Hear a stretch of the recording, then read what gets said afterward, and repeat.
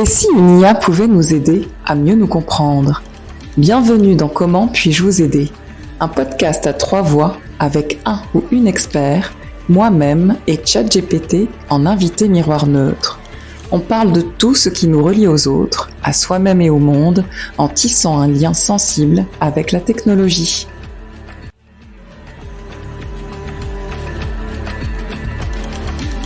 Bienvenue dans le podcast Comment puis-je vous aider? Alors aujourd'hui, on va parler du monde du travail, du sens que l'on donne à son travail. Et j'ai la joie de recevoir Amédie Cessy. Bonjour Amédie, Bonjour Céline, ça va? ça va très bien et toi? Ouais, ça va, je te remercie. Alors toi, tu as travaillé 15 ans dans la tech et le digital. Et maintenant, tu aides des personnes en quête de sens professionnel à réussir leur reconversion vers les métiers du numérique. C'est bien ça? Exactement, j'ai créé une structure qui s'appelle Draw My Futures et après avoir travaillé pendant longtemps dans la tech, notamment en tant que développeuse, et bien, j'aide d'autres personnes à rejoindre le monde de la tech et les métiers du digital. Bah, génial. Et puis, on aura aussi ChatGPT avec nous. Et on va tester un peu ce qu'il va pouvoir nous dire justement sur la reconversion, notamment professionnelle. Alors à propos de reconversion, les chiffres de 2025 montrent que 71% des Français envisagent une reconversion, c'est énorme, quitte même à perdre du revenu. On sait que le Covid et le télétravail ont beaucoup modifié notre rapport au monde du travail, mais on voit aussi un retour progressif au présentiel et à l'hybride. Euh, Selon toi, Mehdi, est-ce qu'on vit un vrai changement de société ou est-ce que c'est plutôt une bulle passagère? Non, non, pour moi, évidemment, c'est un vrai changement de société. En tout cas, c'est ce que j'ai pu observer. Moi, le sujet de la reconversion, je me penche dessus depuis maintenant à peu près 6 ans. Donc, tu vois, en 6 ans, j'ai pu observer tout ça, comment ça a pu évoluer et même avant cela, je voyais, voilà, quelques personnes qui se reconvertissaient et surtout, je voyais des personnes autour de moi qui avaient envie de se reconvertir. Donc moi, c'était surtout des personnes très, très proches et c'est sur ces 6 dernières années et bien, évidemment, moi, j'ai été formatrice aussi dans des écoles pour reconvertis, donc j'ai vu énormément de promos. Je dois avoir 70 j'ai dû intervenir dans 70 promos, différentes de reconvertis. Donc je le vois au quotidien.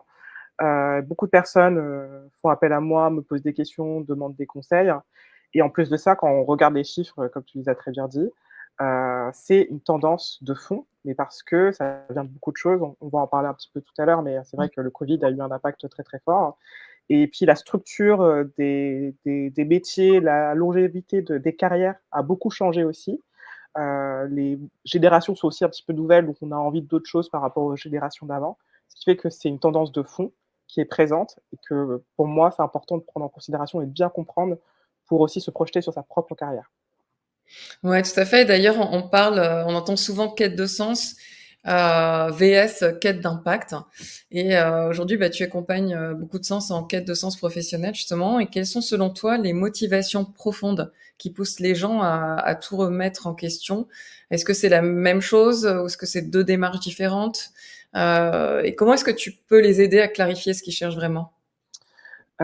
Disons que, ce qui les motivations profondes, c'est que alors il y en a plusieurs, mais c'est vrai que quelque chose qui revient souvent, c'est qu'ils me disent, je ne sais pas si c'est étonnant ou pas, mais ils me disent, «En fait, le travail déjà c'est une sphère de ma vie qui prend beaucoup de place aujourd'hui et par rapport à avant, je veux pouvoir m'épanouir». Donc il y a cette chose-là, donc il y a l'épanouissement qui est important, rec qu'ils ont besoin que leurs compétences et leur apport soient reconnus, ça c'est très important aussi et il y a aussi un aspect qui est qu'ils veulent pas que le travail, ça soit le centre de leur vie. Ils ont des activités à côté, des projets, des personnes qui sont dans l'association enfin, dans l'associatif, des personnes qui ont envie de lancer des projets, des personnes qui ont envie de faire des side projects, pourquoi pas entrepreneuriales et en fait, ils se disent: «Le travail que je fais aujourd'hui, soit j'ai des horaires très compliqués, soit, je m'ennuie énormément, soit, je suis vraiment pas du tout à ma place» et donc toutes ces raisons font que j'ai envie de changer de voie. Ah mais je comprends. En plus, moi, je l'ai vécu. J'ai été, enfin voilà, j'ai moi-même eu un parcours de reconversion. Et c'est vrai que on a le sens au travail, ce qu'on y met et l'impact qu'on peut avoir, c'est fondamental. C'est un vrai besoin fondamental. Et bah toi-même, hein, t'es passé, je crois, du salariat à l'entrepreneuriat. Donc toi, c'était quoi ton déclic? Comment est-ce que t'as trouvé ton purpose? Donc ouais, c'est vrai. Donc moi, je considère, je le dis, de temps en temps, que j'ai fait moi-même une reconversion, donc du salariat à l'entrepreneuriat. Donc j'étais développeuse et donc c'est il y a 6 ans, donc j'ai quitté mon job de dev et c'était, un grand choc pour moi. Qu'est-ce qui a été le déclic? En fait, c'est, plusieurs années auparavant, j'ai eu une petite info par-ci, une petite info par-là, comment faire pour pouvoir, sécuriser financièrement en parlant, le fait que je me lance dans l'entrepreneuriat, ah OK, je remarque qu'il y a telle personne autour de moi qui a tel problème sur l'orientation ou la reconversion et puis je me dis vraiment que c'est pas normal. Donc tout ça, ajouté les uns par rapport aux autres, je me suis dit: «OK, est-ce que je me lance ou pas?» Et je suis arrivée à un moment de ma vie de ma carrière professionnelle où, tu vois, j'avais la sensation d'avoir, entre guillemets, atteint, un sommet dans ma carrière. Ouais. C'est-à-dire que je me sentais à l'aise, je maîtrisais très, très bien, mes compétences, j'étais très reconnue dans mes équipes, j'avais la possibilité d'évoluer en tant que scrum master, ce genre de choses. Ça, c'est des choses qui étaient possibles pour moi, et je me suis dit: «Bah, c'est super de travailler pour des boîtes comme Michelin, RATP, SNCF, Mmh. c'est vraiment passionnant, mais j'ai envie d'utiliser tout ce que je connais de ces secteurs pour aider d'autres personnes. En fait, il y avait un manque de sens, je pense. Je n'étais pas très consciente de ça à l'époque, mais avec le recul, je m'en rends beaucoup compte. C'est que je voulais que tous les matins, je puisse me réveiller avec, l'envie vraiment de faire des choses qui a un vrai impact. Donc pour le coup, pour moi, c'était la volonté d'impact. OK. Voilà et donc tout ça mélangé, ça a fait que, bah, j'ai osé changer, enfin, tu vois, changer ma vie professionnelle, rebattre un petit peu toutes les cartes parce que, voilà, ça a été un sacré parcours et je me suis lancée. Ouais, bravo, parce que oser, c'est le mot, hein. Et ça demande du courage, de sortir de sa zone de confort, c'est vraiment pas évident. Et on va parler un peu des freins à la reconversion, justement. On va demander à ChatGPT. Alors, ChatGPT, ironiquement, l'IA comme toi change aussi le marché du travail. Comment vois-tu ton propre rôle dans l'accompagnement des reconversions professionnelles? Comment l'IA peut-elle être une aide dans ces parcours? En effet, l'IA transforme le marché du travail. Mon rôle, c'est d'accompagner en apportant des conseils personnalisés, des outils de réflexion et des ressources pour aider à naviguer ce changement. L'IA peut être un soutien précieux pour identifier les compétences transférables, proposer des formations adaptées et offrir un accompagnement personnalisé, comme une sorte de coach virtuel. Elle aide aussi à surmonter les obstacles et à explorer de nouvelles opportunités professionnelles. C'est super intéressant, mais à chaque fois, je suis un peu frustrée quand même parce que c'est global. On voit qu'il est, bah, c'est de l'IA générative, hein, donc c'est vrai, c'est juste, c'est correct, mais ça reste très large. C'est pas du tout affûté. Spécifique. Mmh. Bah, c'est ça. Donc ouais, bah, en tout cas, la promesse, elle est bien. Elle est complète. Comme tu dis, elle est globale, il va dans les différentes, directions possibles pour, l'accompagnement, en tout cas dans ce qu'il présente. Et ce que Mm. tu mentionnais tout à l'heure, c'est que c'est une IA générative, donc en fait, elle va construire des phrases qui sont probablement les meilleures. Donc quand je dis probablement, c'est vraiment dans le sens probable, probabilité, mathématique même, hein. Et donc c'est ça un petit peu la magie, de ChatGPT. C'est assez étonnant et c'est ça qui rend, le langage vraiment de haute qualité. Et donc la réponse est bonne, complètement. En tout cas sur, un dispositif qui accompagnerait des personnes, en quête de reconversion. C'est ça, ce qu'il a expliqué, c'est les besoins que les personnes ont. Mm. Après, avec ChatGPT, je ne sais pas si on va poser ces questions-là précisément, mais c'est vrai que faudra autant il présente une solution complète, autant quand tu vas arriver avec lui et que tu vas lui dire, «J'ai besoin de tout ça, trouve-moi des solutions», eh bien, il est moins bon à répondre à plusieurs choses en même temps Mm. par rapport à si tu lui demandes une chose précise à un moment précis. Ça, c'est le premier point. Donc, il faut savoir c'est quoi la chose précise à demander et deuxième point, il faut que toi, tu puisses contrôler ces réponses parce que, bah, ça se base quand même sur des corpus d'informations un peu particuliers où ça peut être à une date donnée ou, manquer un peu de précision si tu l'emmènes pas au bon endroit et donc, il faut faire attention à tout ça. C'est vrai, tu as raison. Et puis en plus, souvent, au début, en tout cas, quand on veut, qu'on sait pas trop, enfin, ça dépend des gens, hein, il y en a peut-être qui ont des idées très précises, mais souvent quand même, moi, ce que j'ai pu repérer aussi en faisant des bilans de compétences, c'est que on est un peu perdu. Moi, je l'étais complètement. Je savais que je voulais changer de métier. Oui, mais pour faire quoi? Mmh. Et ça, c'est un peu l'enfer. Et je pense que bah, ça fait partie des grosses peurs justement de se lancer et que l'accompagnement est plutôt pas mal pour ça. Et justement, si on parle de la peur de se lancer, euh, entre eux, il y a des formations, entre les finances aussi, parce que ça coûte de l'argent. Ouais, Il y a aussi le syndrome de l'imposteur qui, lui, est plus qu'énorme, qui on l'entend beaucoup, beaucoup, beaucoup. tout à fait. Donc ça, c'est les gros. Mais est-ce que tu as repéré, toi, selon toi, quels sont les plus gros freins, en tout cas, que tu rencontres, ceux que tu rencontres le plus souvent, en tout cas, chez ceux que tu accompagnes? Hem, alors, bah, je te redemande enfin, je te demande de 2 précisions. C'est les freins avant de se lancer ou c'est les freins qu'ils rencontrent pendant le parcours de reconversion? Alors, bah, excellente question, c'est pas les mêmes, tu as raison. Bah, je veux bien les 2 en fait. OK, D'abord les freins avant et puis après comment ils évoluent ces freins? Parce que c'est vrai qu'ils changent. Tu as ouais, raison. tout à fait. Et oui, tu pourras nous partager aussi, toute cette partie-là. En tout cas, les freins au tout début, c'est, beaucoup de flou. On ne sait pas trop, voilà, ce qu'on veut faire, tu l'as dit tout à l'heure. Ça, c'est vraiment un des freins qui est assez gros. Un autre point, c'est aussi, des informations contradictoires. Mmh. Ils vont se renseigner auprès de 1, 2, 3 personnes. Pour ceux qui sont, voilà, les plus, agiles, ils vont poser des questions à 3, 4, une dizaine de personnes et en fait, à échanger avec plein de professionnels et bien, ils se disent, «C'est bizarre, cette personne m'a dit ça et puis cette personne m'a dit ça, j'en fais quoi?» C'est très compliqué, finalement, de faire le tri dans tout ça.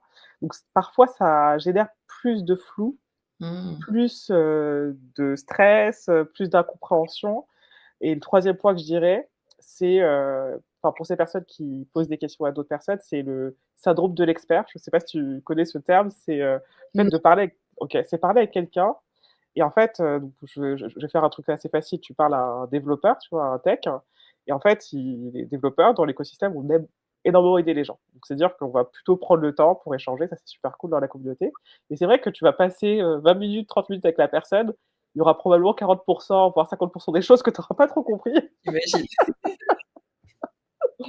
et ça, c'est le syndrome de l'expert. Il ne fait pas exprès. C'est pas du tout une volonté, c'est il a oublié comment il était quand il était débutant Mmh. et lui, il te parle comme avec, voilà, sa manière de parler aujourd'hui, comme si tu étais quelqu'un qui connaissait déjà ce qu'il faisait. L'autre jour, j'ai animé une conférence, avec une tech et elle commence à expliquer son parcours et puis elle parle de API, d'autres termes et donc moi, j'étais là pour vulgariser justement les petits Ah termes, ouais, API, voilà. c'est sûr. C'est vrai que maintenant, moi, je le sais, mais avant, qu'est-ce que ça veut dire? Exactement, donc ça, c'est dans le domaine des techs, des développeurs, ils utilisent des API pour pouvoir connecter des choses ensemble, pour, très rapidement faire, donner quelques mots dessus. Mais c'est vrai que, voilà, c'est naturel.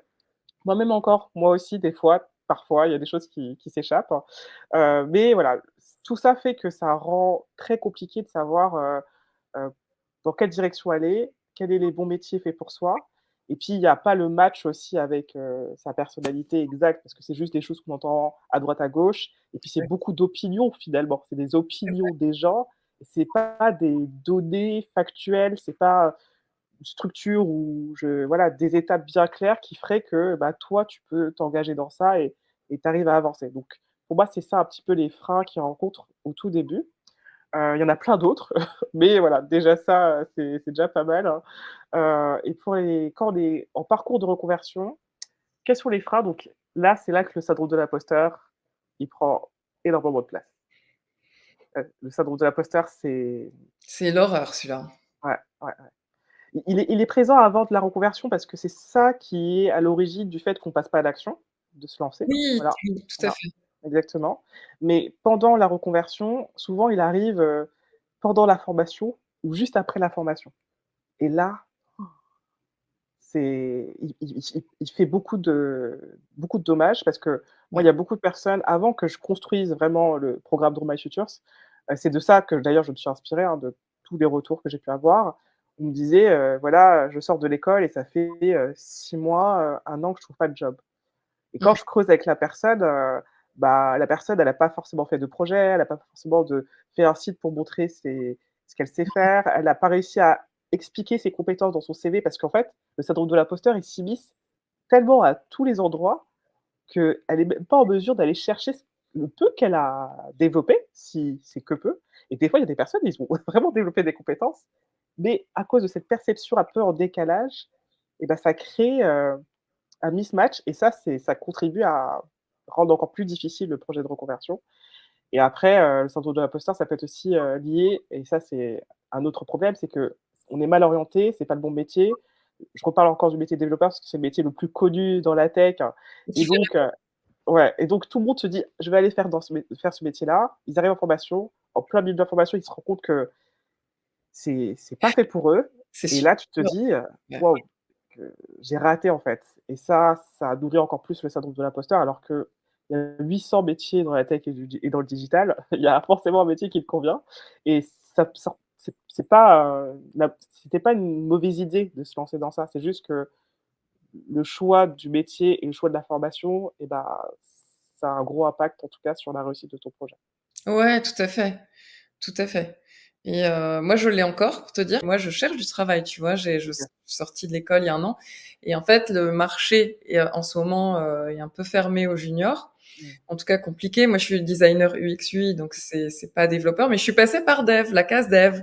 C'est vrai? Et ouais, Ouais. j'ai fait un bootcamp au Wagon et je peux te OK. dire que je me suis autofinancée. C'est un très beau voyage, on va dire, le Mmh. prix de la et je me suis accrochée comme une dingue. Je ne voulais pas me dire que j'étais pas faite pour être développeur. J'avais Mmh. décidé, je serais développeur.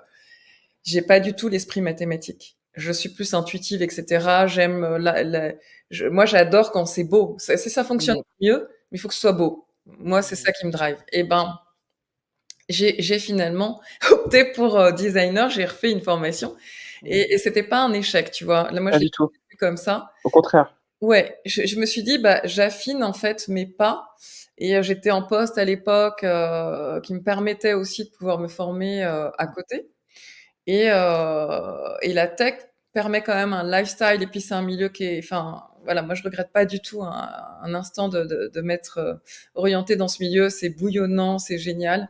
Là, on vit en plus une transformation qui est un peu Mmh. exaltante. Mmh. Mais effectivement, le syndrome de l'imposteur, moi je l'ai encore, j'essaie de le faire taire un maximum en faisant des choses, par l'action, en fait, en Excellent. testant et en me disant: «Si c'est nul, de toute façon, je toucherai personne, donc c'est pas grave». Mmh. Ouais, c'est vrai. C'est vrai. C'est le bon mindset, c'est le bon mindset, hein. Au pire, personne verra, personne n'écoutera, personne, c'est pas grave et ce serait mieux que les gens écoutent, hein, et que les gens regardent et que les gens voient. Mmh. Mais au pire, si voilà et je pense que, bah, déjà ça aide. Mais, OK. mais alors moi, tu vois, ma plus grosse peur et elle se retrouvait partout, que les gens soient en couple, célibataires, avec ou sans enfants, c'était: «Ouais, mais je vais me retrouver à la rue» et puis, en fait, Mmh. on a appris à déconstruire ça, mais la peur financière, c'était une énorme peur également et je voulais savoir toi, est-ce que toi, ça a été quelle était c'est la peur, enfin, ouais, la peur, parce que c'est une peur, le frein, le plus difficile à surmonter? OK.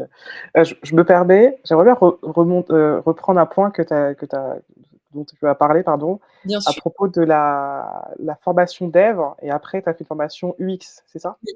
UX design, très bien.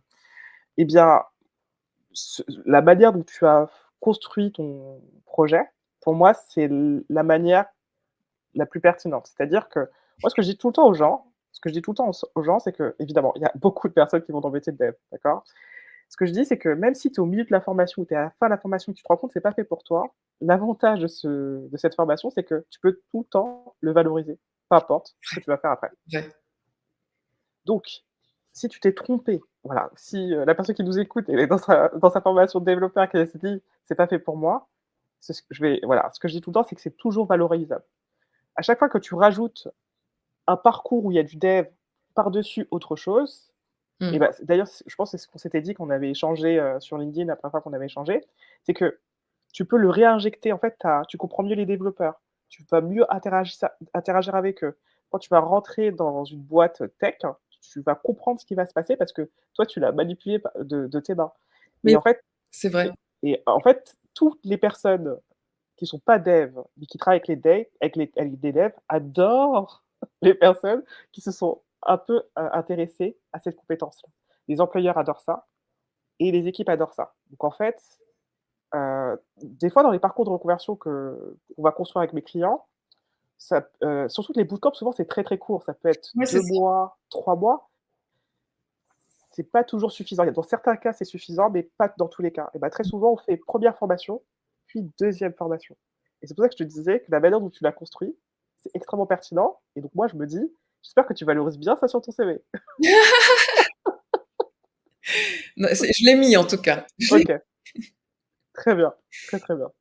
Parce que ça a un vrai bon point. Le 2e point, c'est sur, le syndrome de l'imposteur à la sortie de l'école. Tu mentionnais très, très bien que c'est en faisant que, voilà, tu essaies de un petit peu de le mettre de côté et en effet, passer à l'action, ça vraiment permet de un petit peu le mettre sous le tapis et c'est les actions qui permettent de rééquilibrer un petit peu tout ça et c'est voilà, construire ton portfolio, sortir des projets, en parler autour de toi, faire des posts sur LinkedIn pour parler de tes projets, ça c'est très important aussi.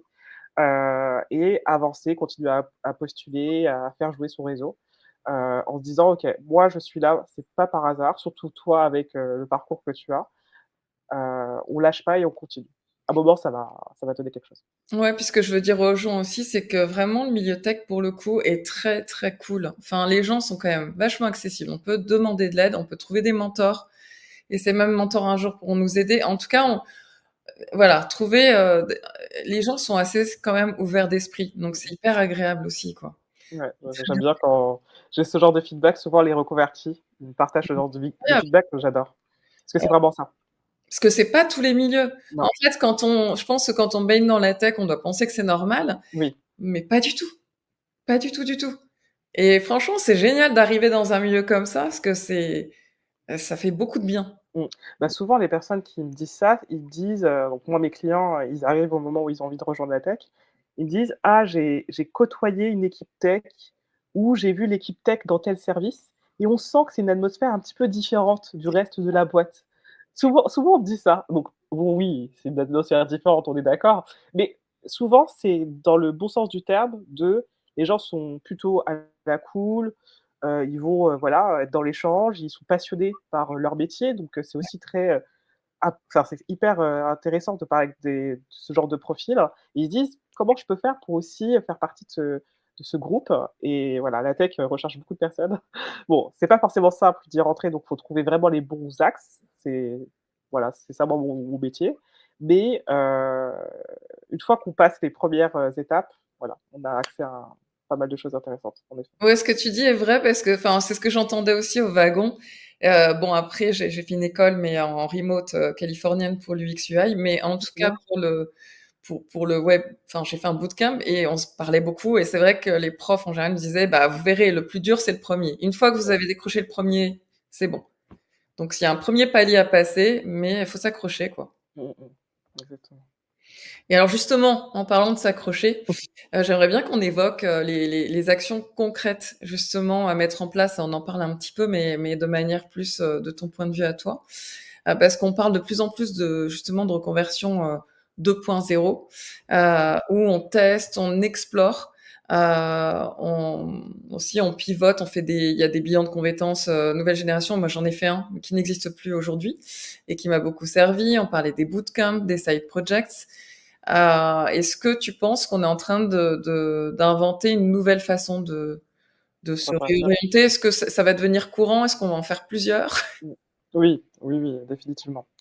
Je j'ai plus la stat en tête, mais c'est quelque chose comme, aujourd'hui, un professionnel qui arrive sur le marché de l'emploi, il va faire, 4 ou 5 métiers différents, quelque chose comme ça. Entre 4 et 7, je sais plus le nombre exact, parce que le marché se renouvelle, change, heu, voilà, il prend des nouvelles directions, de plus en plus rapidement. Alors que, la génération, bah, de nos parents et on ne parle pas de la génération de nos, arrière-grands-parents, c'était, toute leur carrière dans la même boîte, hein. Oui, oui. Moi, quand je rencontre parfois des personnes qui ont 15 ans d'expérience ou même 10 ans d'expérience dans une même boîte, je la regarde avec des yeux roux. Ouais, ouais, c'est des ovnis un peu maintenant. Ah ouais, c'est pour moi. Alors après c'est aussi je suis biaisé parce que dans la tech, nous, on bouge énormément. C'est vrai, ouais. On est très, très, très, très, très mobile.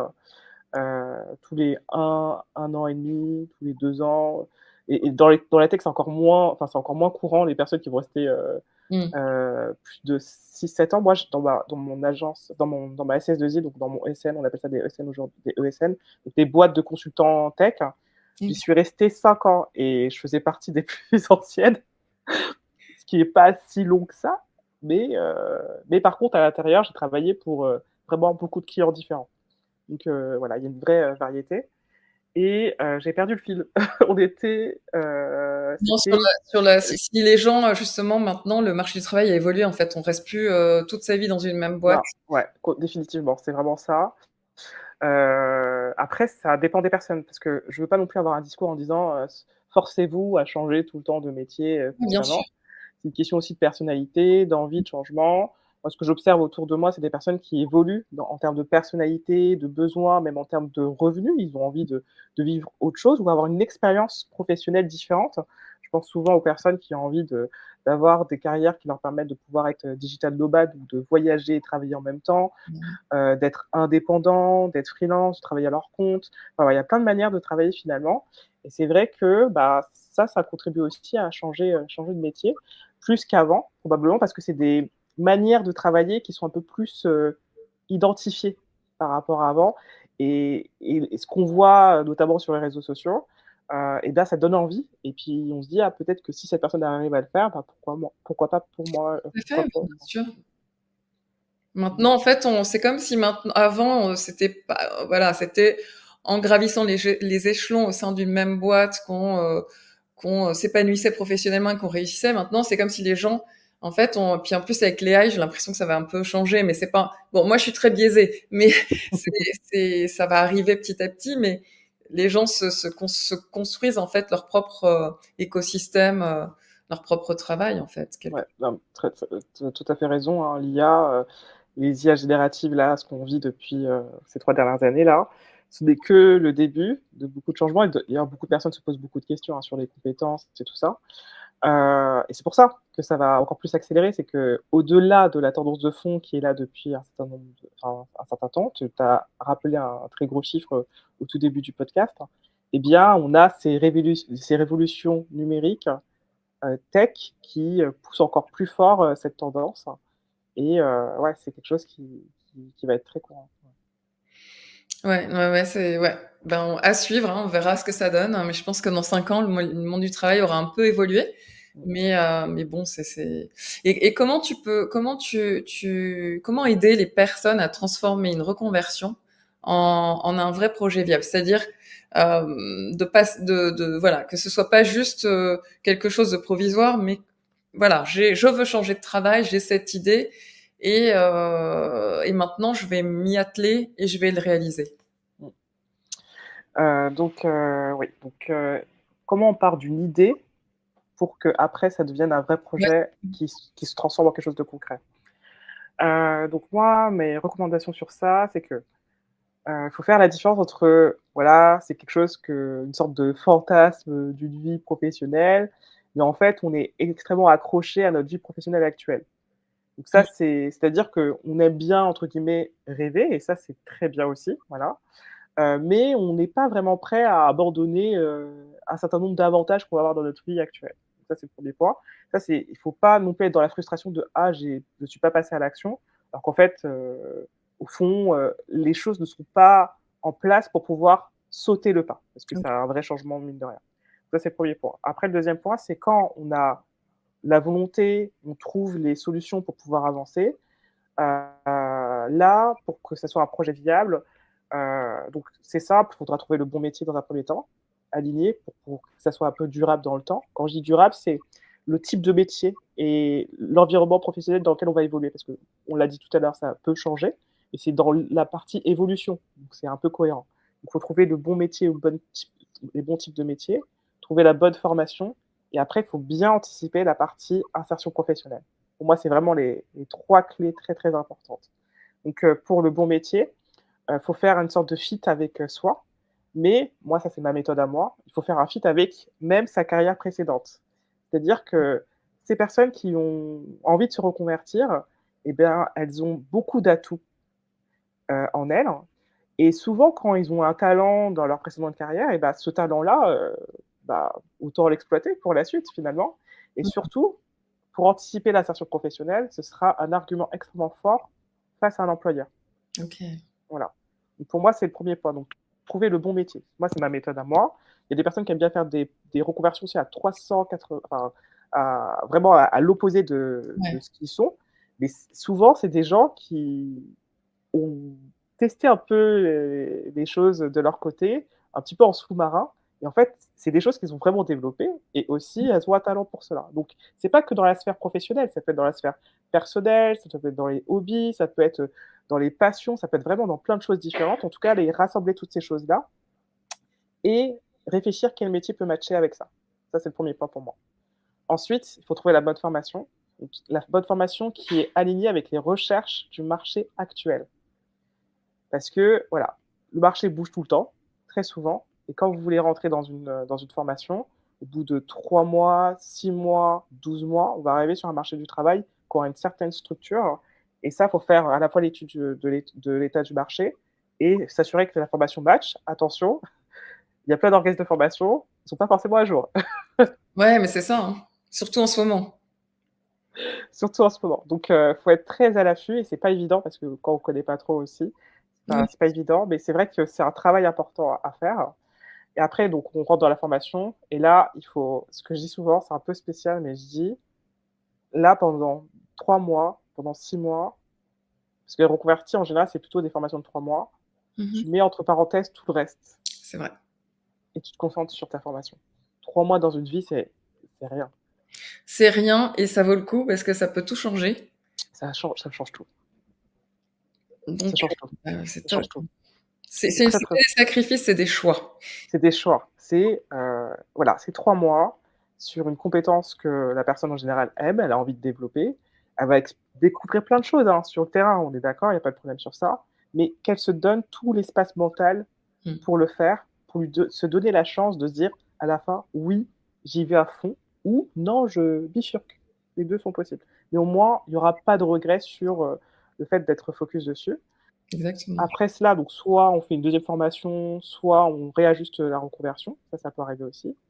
Et après sur l'insertion professionnelle, là, il faut préparer l'insertion professionnelle. Donc moi, c'est dès le 1er jour de l'envie de se reconvertir en choisissant le bon métier, en sortant avec 90 des compétences qu'on a eues pendant la formation, et là, préparer le CV. On va faire remonter tous les projets, tous les exercices, toutes les choses qu'on a fait dedans et voilà, rechercher très activement Mmh. un emploi.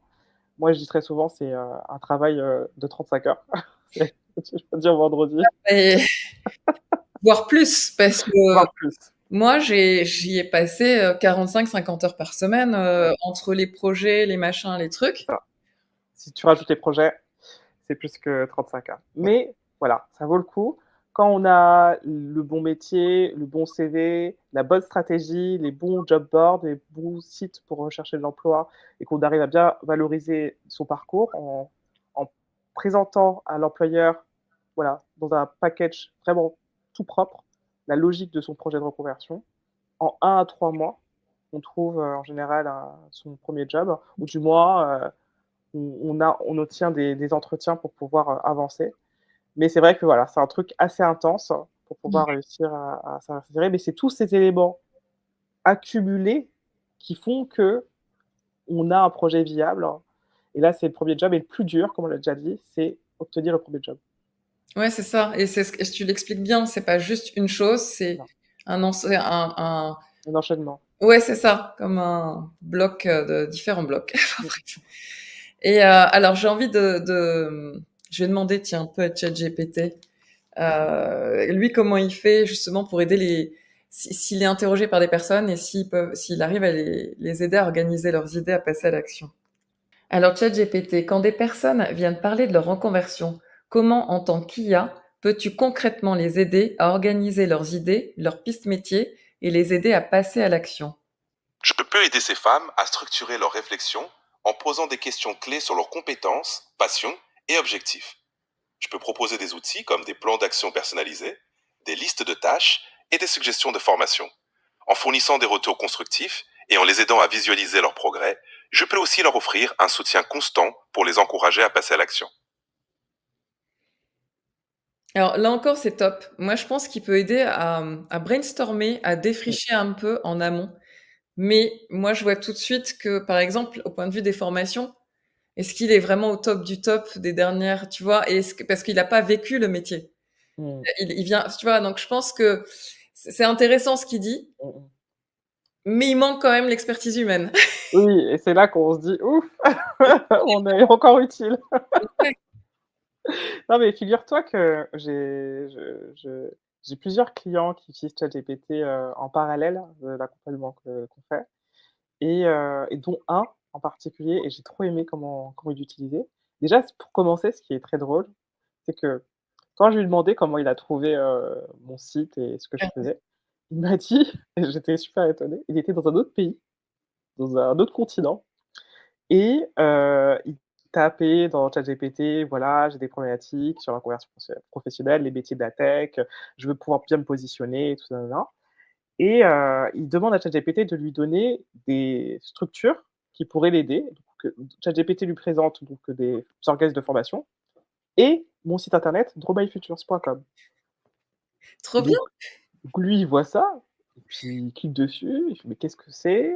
Qui est derrière?» Donc il a fait toute son investigation, c'est quelqu'un qui est extrêmement minutieux et Mmh. c'est comme ça qu'il est arrivé finalement sur mon site internet et qu'il s'est inscrit et qu'on a fait connaissance et pendant l'accompagnement, tu vois, lui, c'est quelqu'un qui avait besoin de beaucoup d'informations pour pouvoir, prendre des décisions et avancer étape par étape. Moi, je suis aussi comme ça, donc je comprenais tout à fait son fonctionnement et souvent, il me disait: «Bah, voilà, on j'ai repris tous ces éléments-là que tu m'as apportés à midi, j'ai utilisé ChatGPT pour, décortiquer un peu tous les éléments. J'ai pu avancer un petit peu et là, j'ai une vision un peu plus claire, tac, tac» et c'est comme si, c'était mon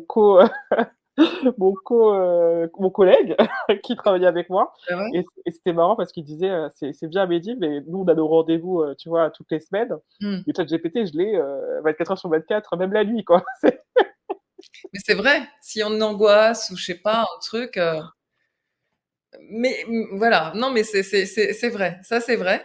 Après, moi je trouve que enfin, on a aussi besoin du retour d'experts, tu vois. Moi je vois la différence, je l'utilise, moi enfin, je pense être la plus utilisatrice de ChatGPT. C'est pas vrai, je pense qu'il y a mais je l'utilise pour tout et n'importe quoi. ouais, Enfin, tout et n'importe quoi. Mais pour tout quoi, pour tout. ouais, ouais, quasiment, tu vois. Et ceci dit, rien n'est plus précieux et ne m'a plus aidé que le mentorat que j'ai eu avec le senior UX UI parce que lui, il sait exactement, euh, enfin, il sait exactement comment ça va être pris sur le terrain, tu vois. Mmh, Et il y a des mots qui sont un peu, ouais, qui font bien. Si t'es pas dedans, tu dis, ah, c'est génial, c'est hyper pro. Puis en fait, c'est un peu, voilà, quoi. ouais, je rejoins complètement, ton avis. En fait, moi je dis un truc, souvent je dis quoi? Je dis: «En fait ChatGPT, il faut l'utiliser sur son expertise». Mais oui, Parce que quand on l'utilise sans une expertise par-dessus, et bien, en fait, c'est là qu'il peut nous balader, c'est là qu'il va mettre des choses un peu fausses, c'est là qu'il va pas aller dans le bon endroit de ta recherche ou qu'il va pas donner le bon conseil et quand nous, quand on a notre expertise et qu'on utilise ChatGPT sur notre expertise, entre guillemets, on challenge ChatGPT sur ce que nous, on sait, et bien, en fait, c'est là qu'on se rend compte de ses limitations, finalement. Et ça ne veut pas dire qu'il n'est pas pertinent et qu'il n'a pas apporté. Au contraire, il complète justement l'expertise, ça nous permet d'aller plus loin, d'aller plus vite, donc c'est vraiment super.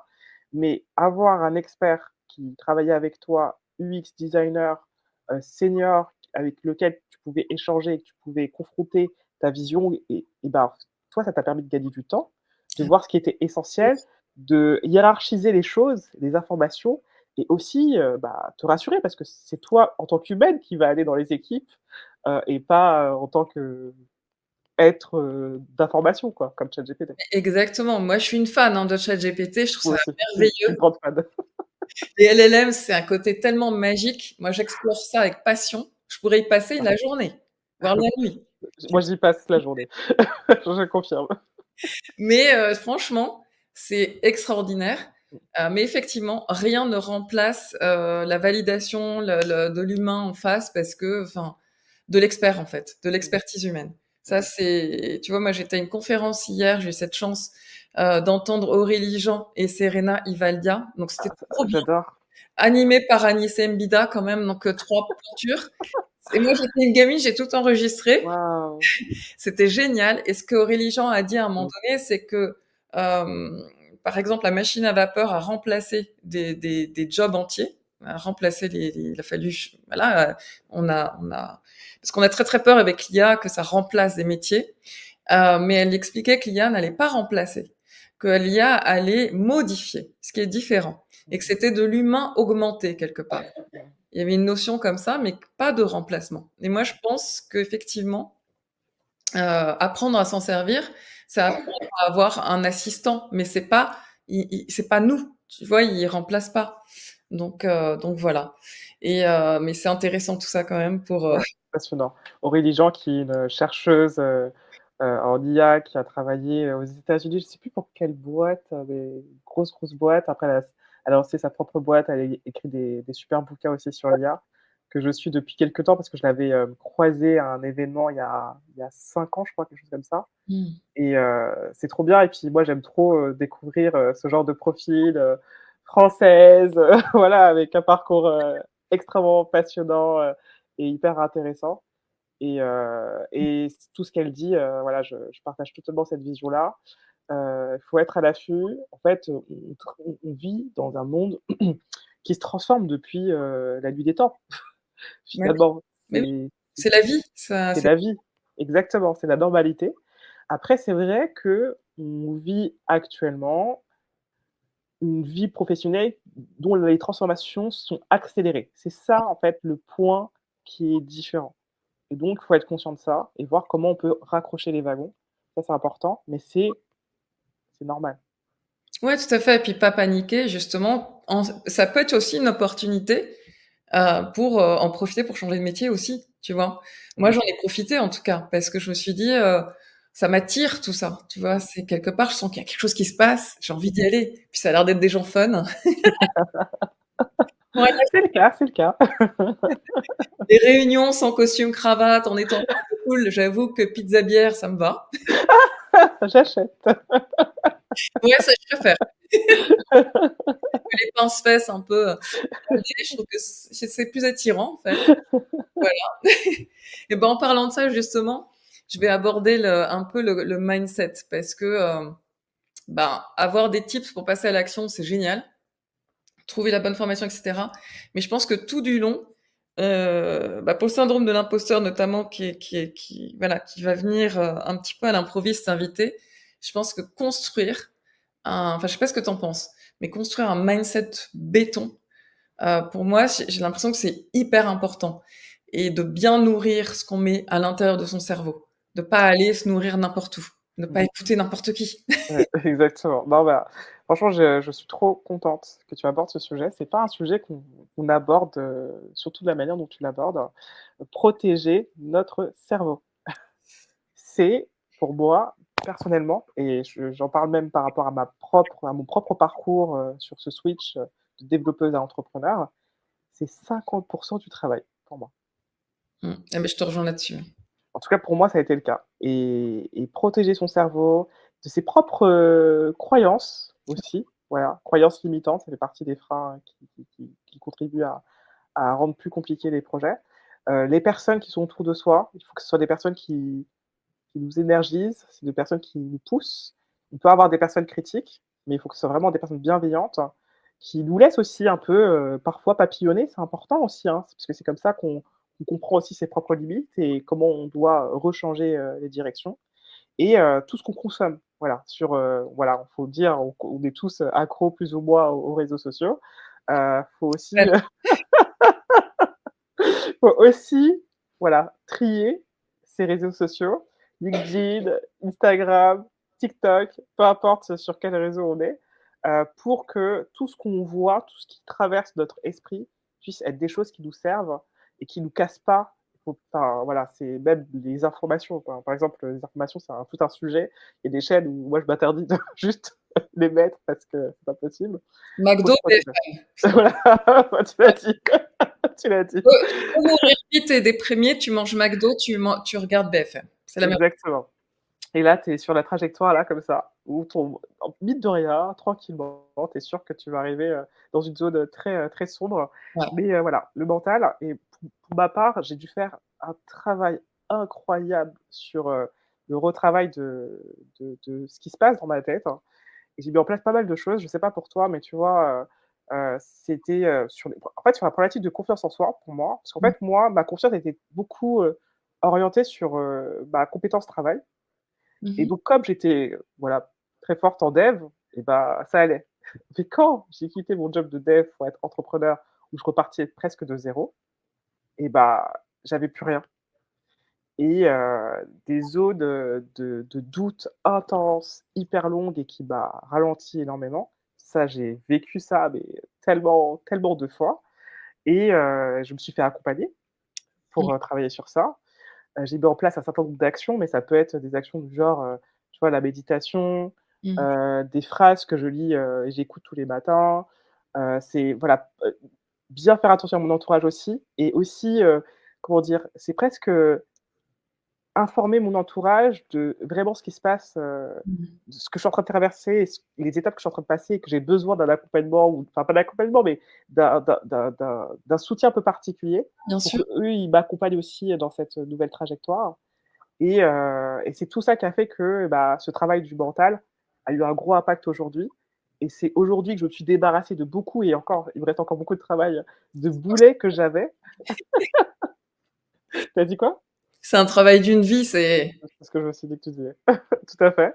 Eh bien, vraiment, je suis beaucoup plus légère et tous les parcours de reconversion, eh bien, voilà, le travail du mental est important et faut se poser la question: «Est-ce que quand je parle avec cette personne, eh ben, je me sens mieux, j'ai plus de force, j'ai plus d'énergie ou j'ai encore plus de doutes et je me sens encore moins en confiance?» Et ça peut être des gens bienveillants parce que ça peut être des gens proches qui s'inquiètent pour nous. Et ben, on parle pas de son projet à ces personnes parce qu'ils ne nous aident pas, mais par contre, quand on va réussir à atteindre notre objectif, ils seront super contents pour nous. bien Voilà. sûr. Mais ça me parle de ouf parce que moi, ça a été, moi, j'ai fait un burn-out carrément. Donc, OK. de toute façon, j'avais envie de la vie était grise, j'avais plus aucune envie de vivre. Donc comme ça, au moins, c'était clair. Mais j'ai décidé de pas me laisser faire et du coup, bah, j'ai carrément fait du sport, sorti et Beaucoup cetera de sport. et j'ai décidé de nourrir mon cerveau de la meilleure des manières parce que je nourrissais déjà bien mon corps et je faisais du sport et cetera. Mais en fait, moi, ça a été, tous les jours. Au départ, c'était 24 heures sur 24. Je plaisante pas, c'était vraiment ça. J'avais des pensées, si tu veux, en arborescence sans arrêt et des trucs de stress, de machin, de épouvantables tout le temps. Alors, ce que j'ai fait, c'est que j'ai rééduqué, donc 24 heures sur 24 au début. Et puis, quelques mois après, très rapidement, j'en avais plus besoin de plus Mmh. qu'1 ou 2 heures. Mais des TEDx, j'écoutais Oprah Winfrey, je me souviens, j'écoutais tous les TEDx. Je lisais des bouquins, je regardais des YouTube, je regardais des parcours, je lisais des bios, etc. Mais moi, je me suis nourrie comme une dingue, mais comme une dingue à tous ces gens-là. Et maintenant, je me suis coupée aussi, j'ai coupé certains liens toxiques. Enfin, tu vois, des gens, des pseudo-amis, mais qui, en fait, c'est pas que tu leur en veux pas, ils sont pas méchants, mais ils raisonnent pas de la même manière, ils sont dans la plainte Mmh. et, et ils râlent tout le temps. Rien ne va bien, etc. Et oui, faire très attention aussi aux gens qui projettent leurs propres peurs, en fait. Quelquefois, c'est pas du tout méchant, c'est qu'ils ont pas envie que tu te ramasses, mais que toi, quand tu as besoin de force et d'élan et de courage, si on te dit: «Ah, non mais t'as pas peur et fais attention, tu vas peut-être tomber». Non mais là, j'ai besoin de sauter, donc de toute façon, Exactement, faut pas que j'écoute, je vais tomber parce que exactement. bah non, en fait. Mmh. Et Exactement, tout à fait. le sport aussi. On a eu les Jeux Olympiques ici, donc ça c'était quand même cool pour mindset. La Loïs, je crois que c'est Boisson, la tenniswoman. Enfin, il y a tout le temps des gens extraordinaires qui ont des parcours de dingue. Elle, cette jeune femme, elle était, je sais plus, 264e, elle était blessée à l'hôpital l'année dernière et là, elle est quasiment première de France ou mondiale. Je sais pas exactement, mais en tout cas, elle a fait un pas de géant. Enfin voilà, des gens comme ça, bah, c'est juste absolument incroyable.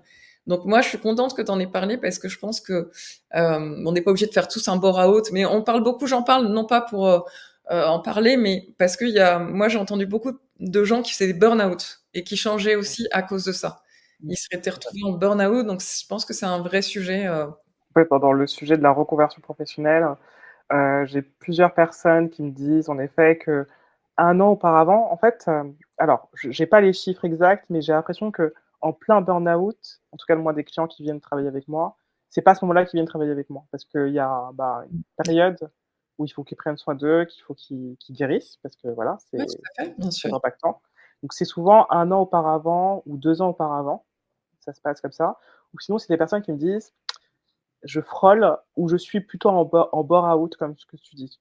Et là, j'en peux plus,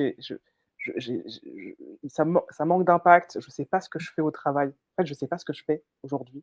Là où je suis, c'est pas normal et je sais que je suis pas à la bonne place et même si j'ai plein d'avantages, mais je veux autre chose, j'aspire à autre chose et c'est en effet des choses que je vois beaucoup. Mais c'est un sujet qui est central et c'est pour ça que pour moi, c'est très pertinent, d'en parler, c'est très important même. Ouais, puis il faut tenir bon aussi parce que moi j'ai entendu, alors je dirais pas qui, mais j'étais prof et il y a quelqu'un qui m'a haut placé, hein, un peu supérieur à moi Mmh. et qui m'a dit: «Mais enfin c'est dommage, parce que bon, il y a plein de gens qui aiment pas ce qu'ils font, mais bon, ils serrent un peu les dents, puis ils ont des hobbies à côté».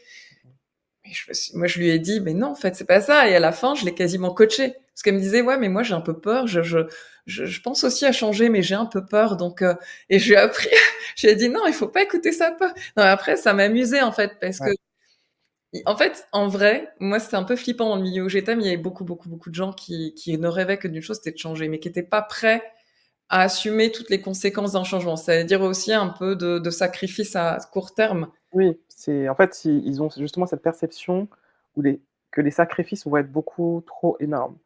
Mais toi qui as sauté le pas et moi aussi je peux le dire, le bénéfice du fait d'oser sauter le pas et même si c'était pas simple, et le bénéfice qui en ressort est tellement énorme Mm. parce que c'est pas que, d'ordre financier, c'est pas d'ordre, j'ai le job, c'est pas que ça, c'est nous-mêmes on a changé, on n'est pas la même personne, on a des nouvelles relations avec des nouvelles personnes, on a rencontré plein d'autres personnes. Enfin, en fait, l'impact, il est tellement large que le gain, il est 10 fois, 20 fois, 30 fois supérieur.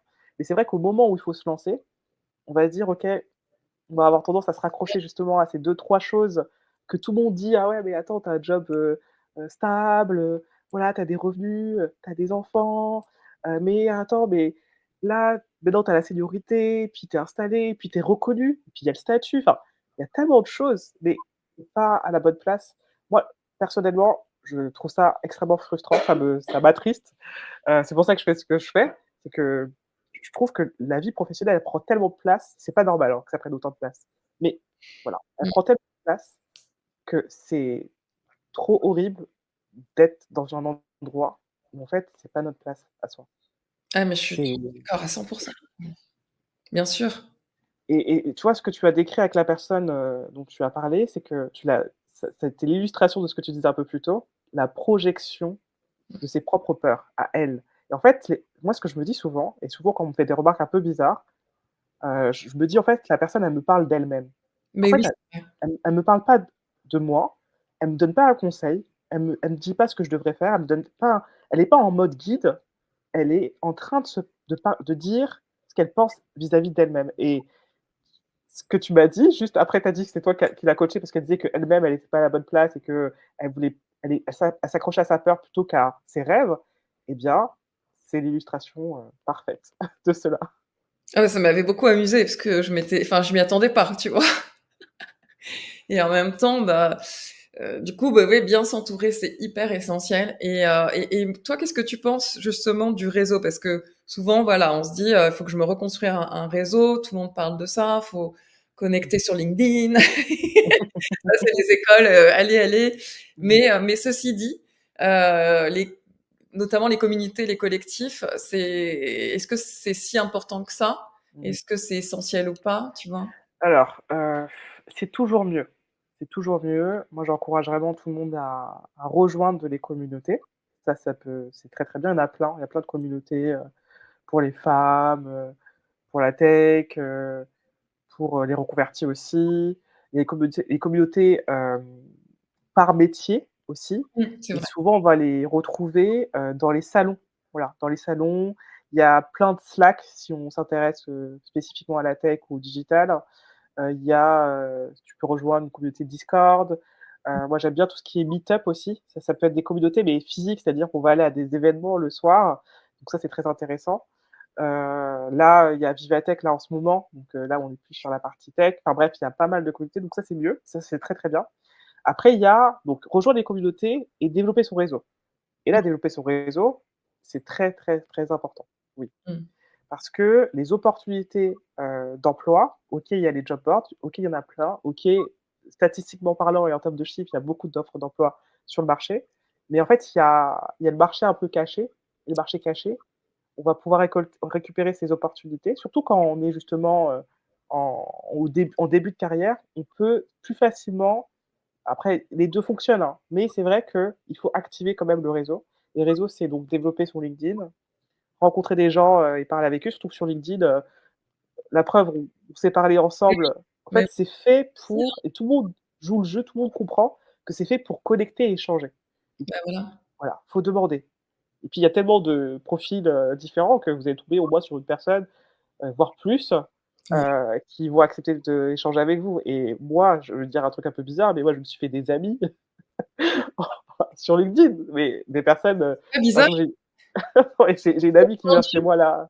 Pardon? hier soir, j'ai entendu que c'est Origen, décidément, je suis très mono et Origen, mais qui disait que la plus grande appli de rencontre, c'est LinkedIn, tu vois. Donc, même en amour, Bah, tu vois?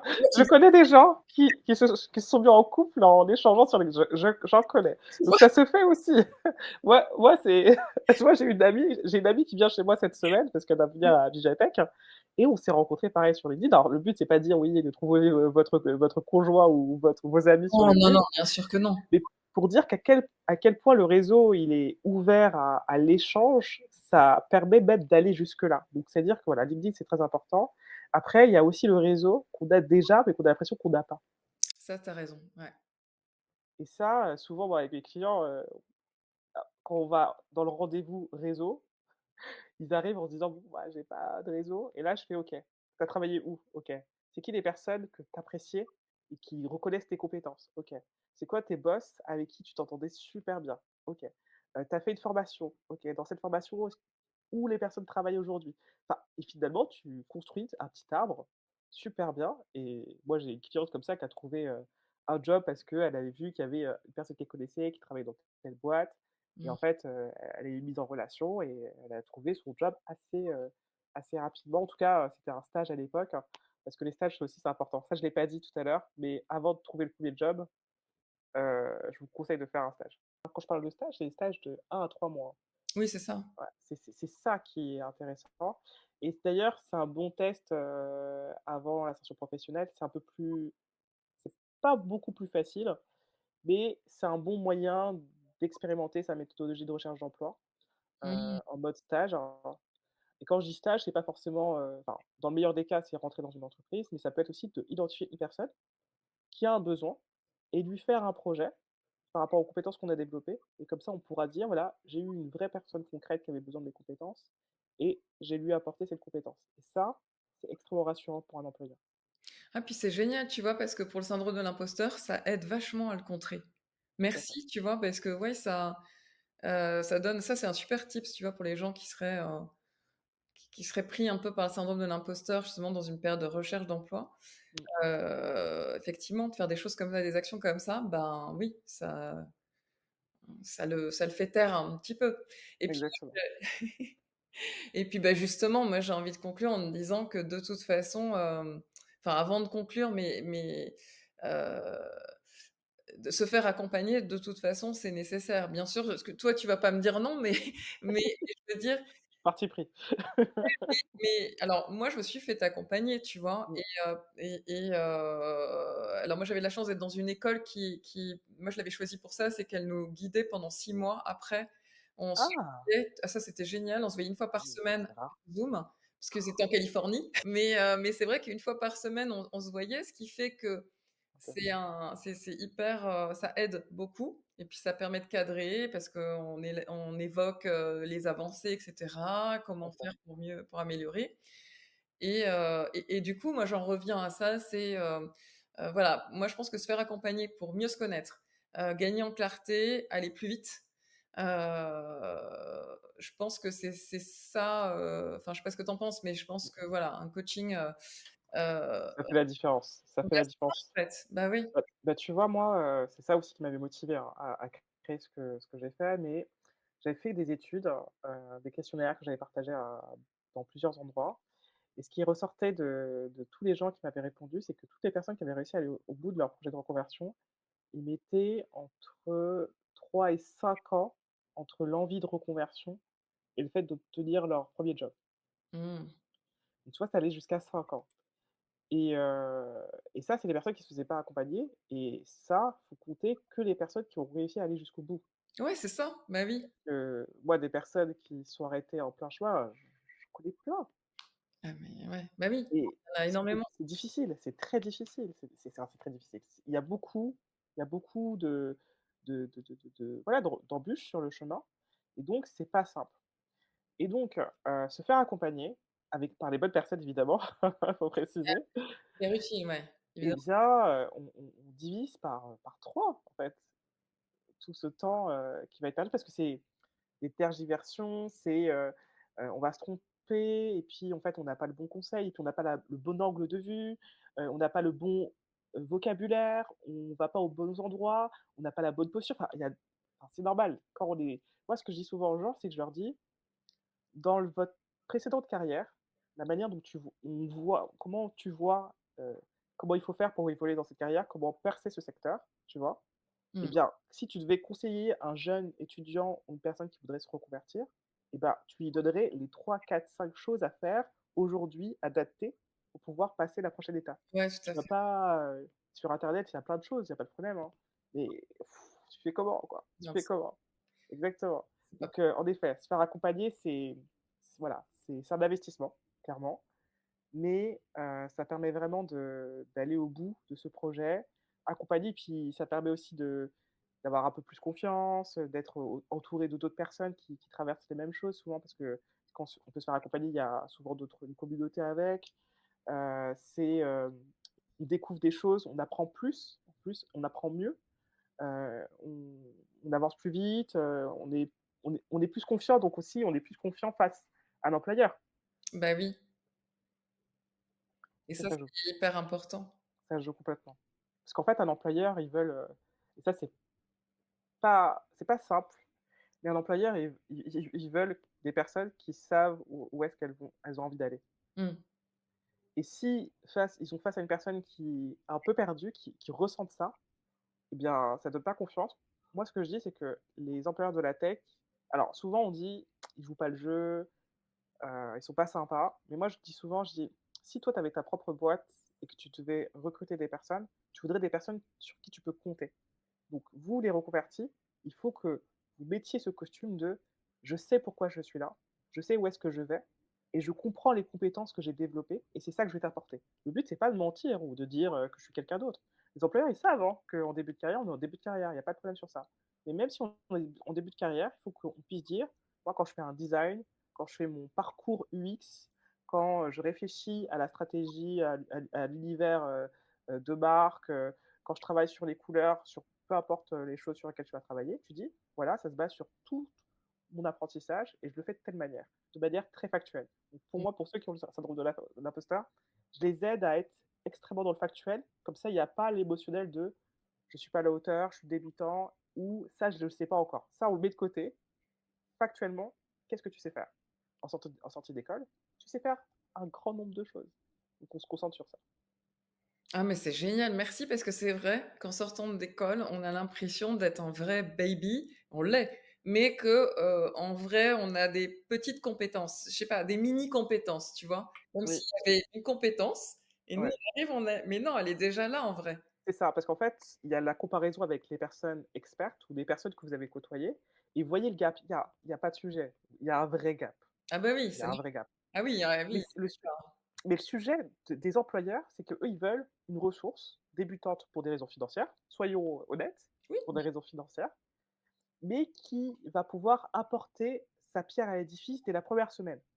Eh bien, les formations, elles remplissent ce job. mmh, 3 mois dans une formation, surtout si on a fait 2 formations, vous avez plus que des choses à apporter dans une entreprise en une semaine, en un mois, en 6 mois, en un an et en plus, vous êtes des reconvertis. Les reconvertis, vous êtes des personnes qui apprenez vite, qui vous adaptez, vous avez la passion, vous venez de loin, donc l'apport au-delà de vos compétences, il est encore plus fort. Moi, je sais comment vous êtes, les reconvertis, vous êtes incroyables. Vous êtes incroyables. Moi, je connais très bien les personnes qui sont dans le système depuis le début. Moi, je fais partie de cette catégorie de professionnels. Les reconvertis, vous avez un truc, vraiment, vous apportez un élément supplémentaire. Mais pour cela, il faut que vous preniez conscience de votre force, qu'au moment où vous êtes face à l'employeur pour les premiers jobs, vous preniez bien le costume de OK, j'ai ça comme compétence, mais je vais les défendre. Je vais défendre ces compétences-là, factuellement parlant, et je vais dire, voilà, la première semaine si je travaille avec vous, monsieur ou madame, eh bien, je vais apporter ça concrètement. Et ça, c'est les choses que vous avez vues en formation, que vous avez fait en stage, que vous avez pratiqué, vous avez fait ces projets-là. Et les employeurs, c'est tout ce qu'ils veulent entendre. Tout le reste, si vous parlez des autres choses, ça le met en inquiétude et il ne va pas vous prendre. Et puis en restant factuel, ça c'est génial parce qu'effectivement, comme tu dis, il n'y a plus de syndrome de l'imposteur puisque d'abord je mens pas, parce que moi je pourrais pas mentir par exemple, ça se verrait. Et je Mhm. pense que de toute façon, c'est pas un bon conseil parce que Non, il y a le langage non verbal, on le sait. exactement. Moi, je suis pas du tout pour le mensonge. En fait, c'est présenter les choses sous le bon angle. Ouais, c'est ça. C'est plus ça pour moi, la bonne vision. Et ouais, ça a un vrai impact sur le syndrome de l'imposteur, mais un point que j'ai pas dit, c'est qu'il y a en effet toutes les actions que vous pouvez faire pour rééquilibrer le syndrome de l'imposteur, mais des fois, le syndrome de l'imposteur, il est quand même présent, il est freinant. Et Mhm. moi, par exemple, dans mes accompagnements, je travaille avec des coachs professionnels qui va prendre le client sur plusieurs rendez-vous pour vraiment creuser un peu plus profondément ce sujet, pour que les personnes se saisissent de leur force intérieure pour Ok. pouvoir partir avec une nouvelle posture. Et Ouais, ça, c'est important pour moi. Mais parce que moi-même, hein, moi-même, j'ai dû faire tout ce travail. Je suis passé par tout ça en tant qu'entrepreneur. Moi, je suis le cliché de la dev dans sa grotte qui code toute la nuit et qui parle à personne. Hein. la geek, Ah oui, ouais, je coder toute la nuit, c'est une de mes activités préférées. Ah, mais j'adore ça. Mais quand j'ai décidé de construire ce que je voulais construire, d'apporter ce que je voulais apporter à l'écosystème, et ben, j'ai dû me dépasser. Et ben, c'est là que mon syndrome de l'imposteur est sorti et que j'ai dû voilà, m'accrocher, faire connaissance avec lui, comprendre comment il fonctionnait, comprendre comment le calmer, voilà, au fur et à mesure. Et aujourd'hui, je suis beaucoup plus en paix avec mon syndrome de l'imposteur. Et ça me permet justement d'avancer. Mais c'est pour ça que c'est vrai que voilà, pour l'entretien, voilà, le syndrome de l'imposteur, ça peut être un vrai frein et il faut trouver toutes les astuces possibles pour le faire taire. Des fois, il est encore là, mais c'est vrai qu'être sur le factuel et trouver le bon angle, ça peut faire la différence. Et il faut s'entraîner aussi avec des personnes, même des personnes qui ne sont pas du métier.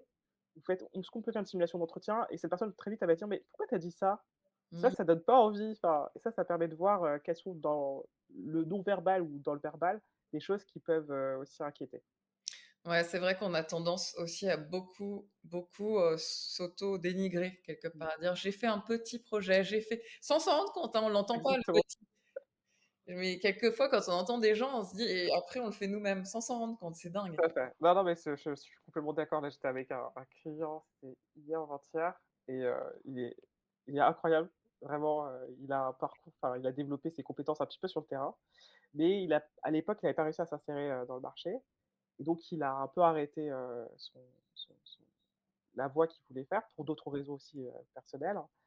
Et puis il me dit oui, bon, j'ai fait ça pendant 2 semaines, et puis je lui dis mais c'est bien que faire ça pendant 2 semaines, c'est énorme.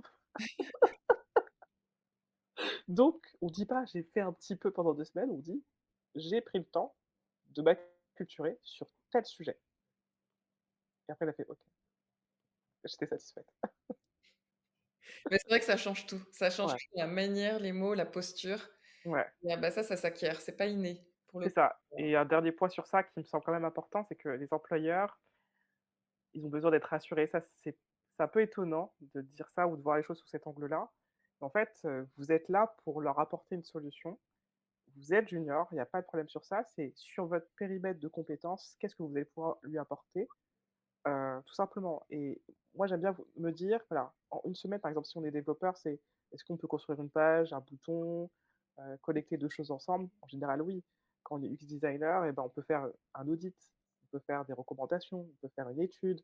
Là, pour parler que de ces 2 métiers-là, mais dans chaque métier, on peut faire des choses en une semaine et c'est de ça qu'il faut parler et quand on explique ça à un employeur et ben, il se dit: «Ah OK, c'est super, j'ai besoin de ça» et des fois, on se dit: «C'est pas grand-chose», mais non, même un audit, quand on a sa boîte, on n'a pas le temps de faire des audits. Donc faire venir quelqu'un qui est en début de carrière, qui prend le temps de faire un audit même pendant un mois, ça a énormément de valeur. Ouais, ça, c'est génial parce que tu vois, même moi, merci puisque moi, je le voyais pas, tu vois, ça. Et c'est vrai, ouais, c'est top. Ouais, ça ouais. Petit conseil sur ça, j'étais à une conférence là, dans mon ancienne université où on me posait des questions sur ces sujets, c'est que quand voilà, on parlait de réseau tout à l'heure, là, je parlais de Vivatech là, qui est en ce moment.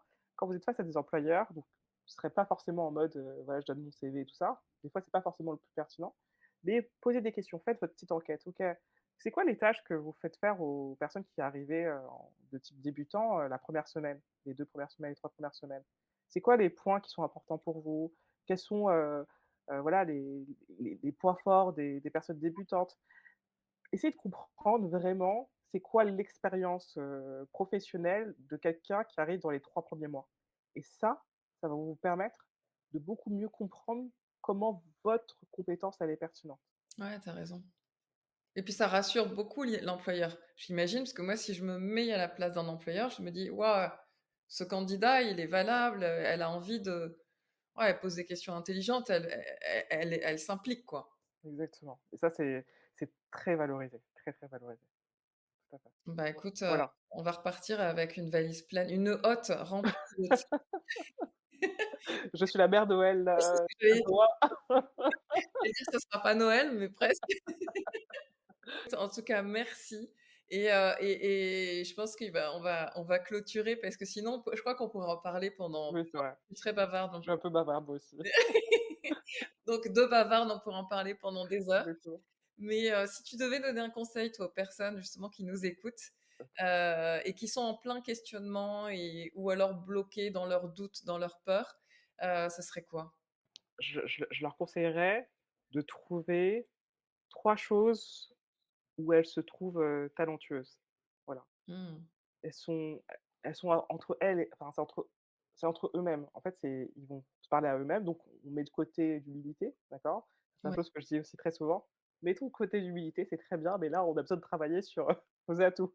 Donc disons les choses concrètement. 3 choses où vous vous sentez talentueux, ça peut être en lien avec la nouvelle carrière ou pas du tout, d'accord? Ça peut être en lien avec une envie de reconversion ou pas du tout. Mais 3 choses où vous savez que vous faites un peu mieux, enfin vous faites les choses de manière, différente des autres et souvent on vous a dit: «Ah mais tu es super forte à faire ça» ou «Tu es super forte quand tu fais ça» ou souvent on vous a fait des petits remarques. Donc ça, on trouve assez facilement 3 choses, d'accord? Donc déjà, ça permet de se reconnecter à sa zone, un peu, voilà, forte et de confiance. Donc ça aide beaucoup sur, la confiance et ensuite, c'est, tout ce que vous allez faire, le métier, la formation, les personnes avec qui vous allez parler, il faut que ça soit connecté avec entre une ou ces 3 choses qui sont assez fortes chez vous et si vous combinez les 2, eh bien, ça va être un véritable guide pour faire aboutir son projet, parce que là, on parle de reconversion, mais ça peut être tout type de projet finalement. En tout cas, moi, c'est ma croyance parce que, je trouve qu'il y a enfin, autant capitaliser, voilà. Moi, j'aime bien capitaliser sur le passé, et souvent, on se rend pas compte qu'on peut capitaliser sur des choses. c'est vrai. Parfois, c'est juste parce qu'on manque d'informations, de se dire: «Ah, c'est quelque chose qu'on peut exploiter», puis d'autres fois, on n'y pense pas, tout simplement. Ouais, carrément, carrément. Et puis, bah, ouais, bah, merci. Merci beaucoup et moi je rajouterais juste un truc, c'est la politique des on entend beaucoup parler, mais les petits pas.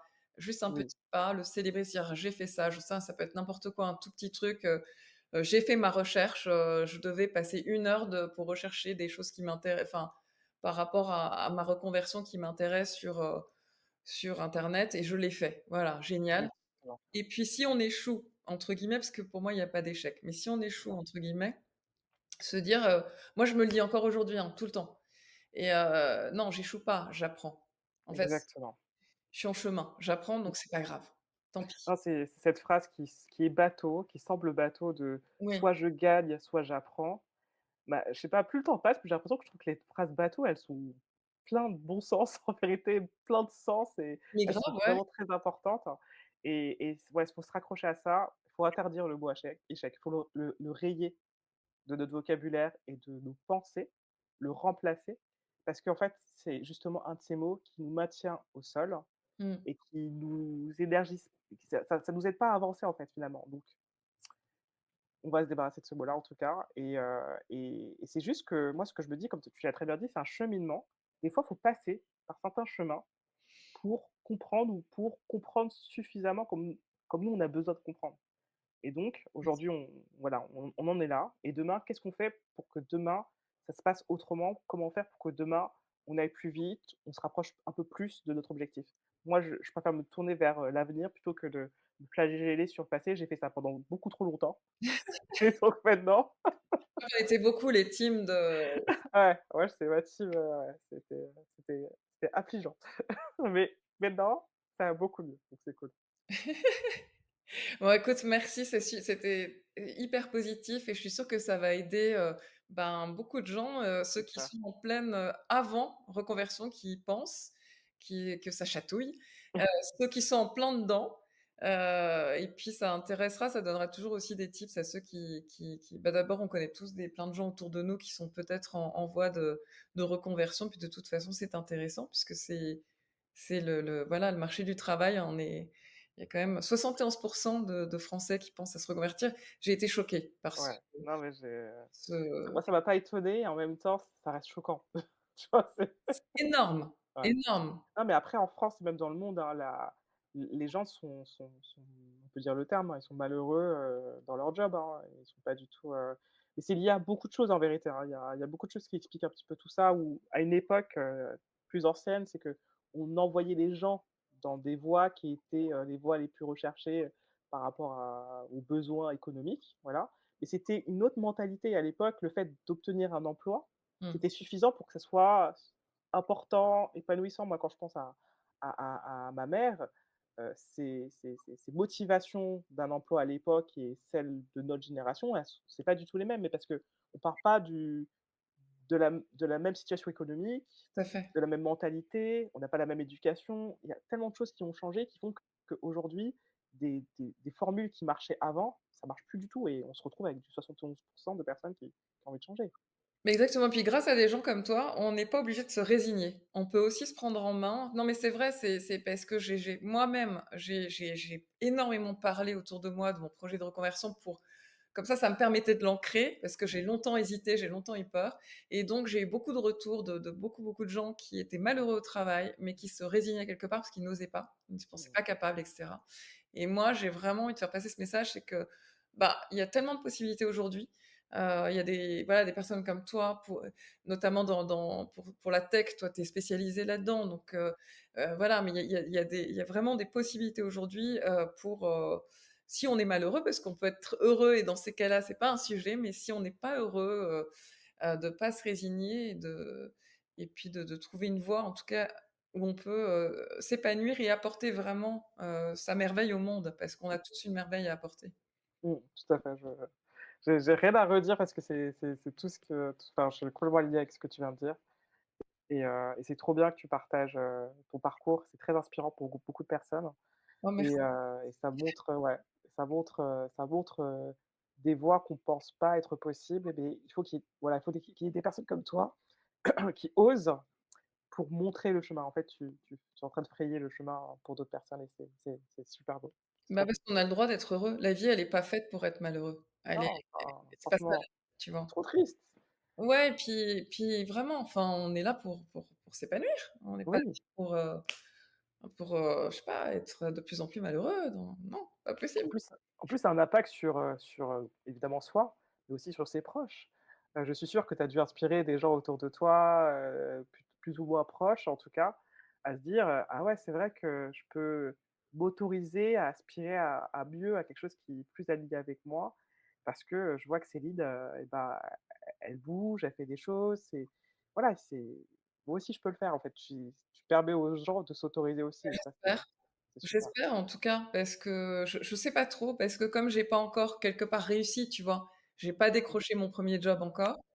Mais peut-être qu'après, oui, tu vois, peut-être que les gens, comme je suis entre deux, peut-être qu'ils, tu Mmh. vois ce que je veux dire? Peut-être, Oui, je vois. Toi, tu encore en chemin, voilà, tu ouais, encore en chemin. je suis peut-être pas encore assez inspirante quelque part parce que je n'ai pas validé. Ah Alors, bah si, alors là, par contre, ça, je suis pas d'accord. C'est quand même très inspirant tout ce que tu as fait. si. Formation de développeur, attends, quand même, faut aller au bout, faut aller au De bout. toute façon, j'aurais pas, j'ai pleuré, j'ai transpiré, mais en même Ouais, temps, c'était génial. Et puis, ouais. ce qui était génial aussi, ce que j'apprécie beaucoup dans le milieu tech, c'est que moi, j'avais des doutes, et des doutes tellement que j'allais voir les profs en leur disant, mais je suis complètement débile. Vous avez déjà vu des élèves pareils qui comprennent rien? Ils me disaient, mais non, je n'étais pas comme toi, t'inquiète, t'es Mmh, normal. mmh. Mais c'est tellement différent quand on Ouais, apprend. C'est pour ça que c'est important aussi d'être accompagné, d'être valorisé, enfin, d'avoir des gens bienveillants autour, parce on a l'impression d'être débile. Moi, j'avais l'impression d'être mais débile. je Pas je con. je comprends ce sentiment, mais c'est enfin, ce que je dis souvent aux gens, c'est qu'on a tous eu notre première marche et Mais moi, ce que je dis très souvent aux personnes-là, c'est que moi, quand j'ai annoncé à mes amis que je voulais aller en informatique, au lycée, ils ont tous rigolé parce qu'ils m'ont dit: «Tu ne sais pas allumer un ordinateur, qu'est-ce que tu vas aller faire en informatique?» ah la vache! et ils avaient pas trop tort, dans le sens où j'avais pas internet chez moi, j'avais pas d'ordinateur. Je trouvais que l'objet ordinateur était curieux et je voulais le comprendre. Mmh. Mais j'ai redoublé mon premier semestre à la fac parce que c'était un tout autre univers, je comprenais rien. Mon cerveau, il arrivait à s'accrocher à rien, c'était incroyable. Après, bon, le dev, c'était fait pour moi. Il y a pas de problème sur ça, donc c'est cool. Mais j'ai appris plein de compétences extrêmement diverses. J'ai appris, la base de données, le réseau, la gestion de projet, enfin bref, tous les métiers de informatique à l'époque. Moi, j'ai une formation très, très, très générale et le dev, j'ai fini par découvrir que c'était fait pour moi, mais vraiment et encore une fois, j'ai fait un parcours long. Donc voilà, j'ai eu 5 ans d'études. C'est au bout d'1 an et demi, de mon DUT que j'ai compris que c'était fait pour moi. Mais tu vois, des parcours accélérés en 3 mois, c'est un peu particulier, voilà. C'est tout un contexte qui fait que c'est pas évident. Je sais, moi, j'ai eu aussi beaucoup d'étudiants qui pouvaient me dire: «Mais est-ce que je suis débile?» Non, pas du tout. Faut que tu voilà, marche après marche. C'est Ouais, un métier comme un autre. Et il y a des voies qui sont plus rapides que d'autres. Toi, c'est, aller dans la tech en mettant de l'UX, du design, des choses qui sont extrêmement naturelles, qui est aussi un moteur pour toi, tu l'as dit, tout à l'heure et ben, ça, c'est le match parfait pour toi et bien, c'est c'est très bien et ça, tu parles à n'importe qui, tu dis, «J'ai fait un bootcamp pendant 3 mois de développeur». Est-ce tu vas pas poser la question: «Est-ce que tu trouves ça inspirant?» Je te garantis que c'est inspirant pour tout le monde. c'est vrai parce que, ouais, on se rend pas bien. Que c'est pour ça, tu vois, le retour des autres est important parce que nous, on a tendance à minimiser, à faire: «Bon, j'ai fait Ouais. ça comme plein d'autres». Non, non, non, je sais que c'est pas du tout, non, non, c'est quelque chose. Ouais, non, non, c'est très impressionnant et bravo à toi. C'est ce que je dis souvent aux reconvertis avec qui j'échange. Heu, voilà, soyez fiers de vous-même. Vous Ouais. avez osé, très peu de personnes le font. On est revenu encore une fois sur les stats, hein. Rien que le fait d'avoir osé sauter le pas, Ouais, c'est et persévérer, continuer et croyez en vous et tout ira bien. mmh, Bah, écoute, Amélie, merci infiniment. un grand C'est plaisir. vraiment super, tu es très généreuse. Moi, j'ai trouvé ça vraiment hyper intéressant, inspirant. Je suis sûre que ça va apporter, C'est avec plaisir. C'était un grand plaisir en tout cas de répondre à tes questions hyper intéressantes. J'aime bien les angles que tu as pris, c'était très cool. Alors pour retrouver Amélie, vous pouvez la retrouver sur LinkedIn, Amélie Cessy, S-E-2-S-I. Elle est également sur Instagram, @amediese, A-M-E-D-I-E-S-E. Elle a également un site internet, son site internet drawmyfutures.com, drawmyfutures.com. Et enfin, vous pouvez écouter son podcast où des professionnels aguerris de la tech et des reconvertis partagent leur parcours. Et c'est dans son site internet, après drawmyfutures.com/podcast-métier-digital. Je vais mettre tous les liens en description de l'épisode. Et vous l'avez également sur la page Facebook si vous voulez, je les mettrai également en description. Voilà. Et bien écoutez, n'hésitez pas à la contacter si vous en ressentez le besoin. Elle est disponible généreuse, humaine, bienveillante. Donc n'hésitez surtout pas. Et moi, je vous dis à très bientôt pour un nouvel épisode.